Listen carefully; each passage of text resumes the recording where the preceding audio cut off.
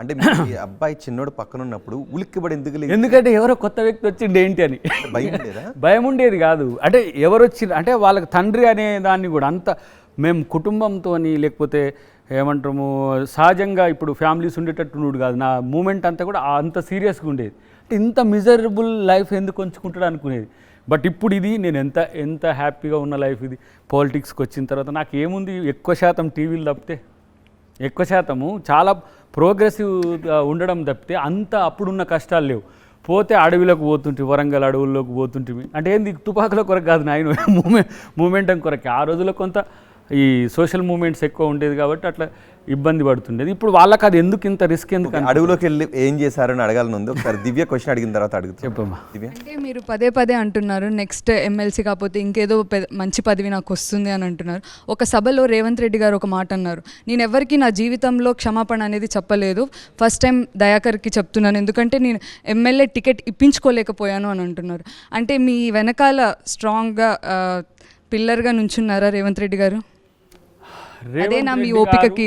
ఒక్కటి ఏంటంటే అది కొంత మిస్లీడ్ అయింది. ఏంటంటే దయాకర్ వెంకటరెడ్డి గారిని అన్న మాట తర్వాత దయాకర్ కోసం నేను సారీ చెప్పాల్సి వచ్చింది ఫస్ట్ టైం మై లైఫ్లో అనేది. అది దాని థీమ్. దయాకర్ కొరకు సారీ చెప్పలే, దయాకర్ కొరకు నేను సారీ చెప్పాల్సి వచ్చింది అంటూనే తనను నేను కాపాడలేకపోయినా అనేది ఇంకో యాంగిల్. ఎట్లా ఎమ్మెల్యే దాంట్లో టికెట్ ఇప్పించుకోలేదు.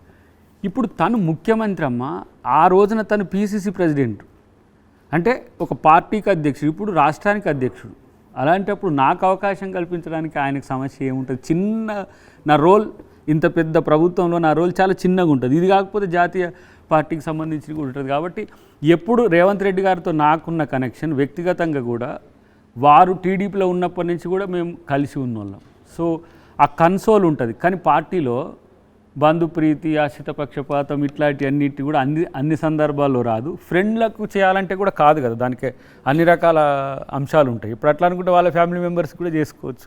మరి ఇప్పుడు ముఖ్యమంత్రి అయ్యారు కదా, సో మీకేమైనా ఇచ్చారా? అంటే అదే హామీ కంటే ఆయన ఏం చేస్తాడని వెయిట్ చేస్తాను నేను తప్పితే హామీ అనేది నేను స్పెసిఫిక్గా ఏం తీసుకోలేదు. ఎస్, ఈ సందర్భంలో దయాకర్ పార్టీకి నాకు ఇట్లా ఉపయోగపడగలడు అని తను అనుకుంటే అవకాశం వస్తుంది. అంటే ఇంత ఓపిక ఎక్కడి నుంచి వచ్చింది? నిన్నగాక మొన్న పార్టీలు మారుతూనే ఉన్నారు. అంటే మాకు ఎమ్మెల్యే టికెట్లు రావట్లేదు అంటూ కూడా మీ బీఆర్ఎస్ నుంచి కాంగ్రెస్ పార్టీలో వచ్చిన నాయకులు చాలామంది ఉన్నారు. కానీ మీకెందుకు ఇంత ఓపికతో మీరు ఇక్కడే ఉండాలి అనే స్ట్రాంగ్ పాయింట్ పిల్లర్ని ఎందుకు వేసుకున్నారు? 2004 నేను పబ్లిక్ లైఫ్లో వచ్చింది. 2024 20 years ఏమీ ఆశించకుండా ప్రజా జీవితంలో ఉన్నా.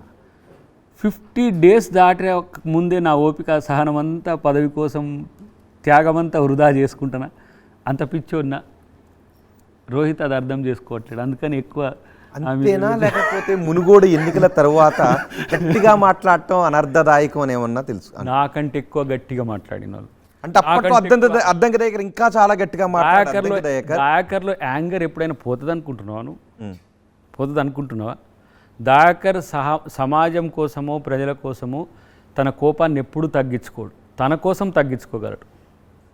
ఒకవేళ నేను అనుకుంటున్నా దయాకర్ తగ్గిండులే అని చెప్పి, లేకపోతే దయాకర్ అనేటోడు ఇట్లనే సహనంగా ఉంటాడు, ఓపికగా ఉంటాడు అనుకుంటే అది వాళ్ళ భ్రమే.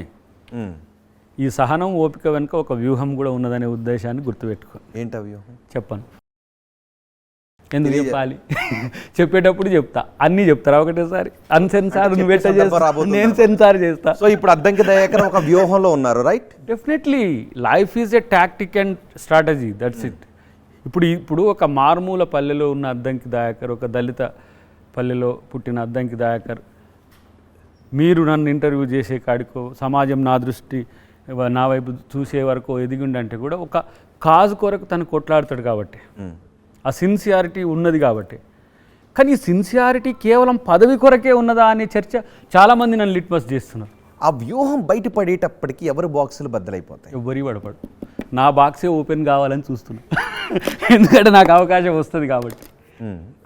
ఇంకొకటి, నేను ఇన్నర్గా ఏదో ఉండి ఎక్స్టర్నల్గా ఏదో నేను చెప్పే దాంట్లోనే మీకు మర్మం కూడా కనపడుతుంది. రేపటి తరం నాయకుల్లో నాకంటే ఛాలెంజింగ్గా ఎదిగే నాయకత్వం కూడా రావాలని కోరుకుంటున్నా.